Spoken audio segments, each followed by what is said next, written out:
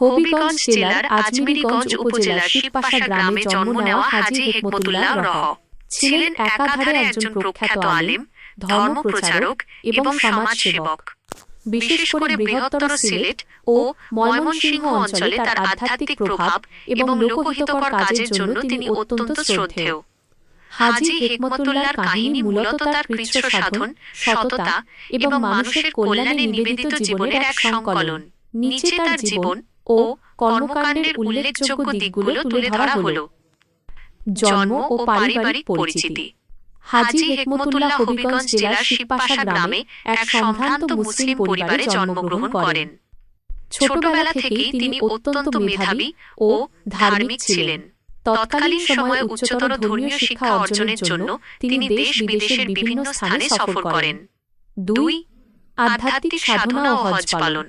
তিনি তার জীবদ্দশায় একাধিকবার পবিত্র হজ পালন করেছিলেন বলে তাকে হাজী সাহেব হিসেবেই সাধারণ মানুষ বেশি চেনে। জনশ্রুতি আছে যে তিনি অত্যন্ত সাধারণ জীবনযাপন করতেন এবং বেশিরভাগ সময় জিকির ও ইবাদতে মগ্ন থাকতেন।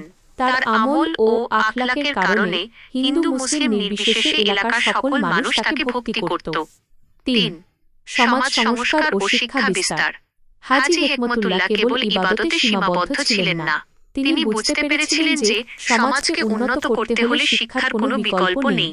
তিনি এলাকায় বেশ কিছু মসজিদ ও মাদ্রাসা প্রতিষ্ঠা করেন। সামাজিক বিচার আচারে তিনি ছিলেন অত্যন্ত ন্যায়পরায়ণ। কোনো বিবাদ মেটাতে তার সিদ্ধান্তকে সবাই শিরোধার্য মনে করত। 4.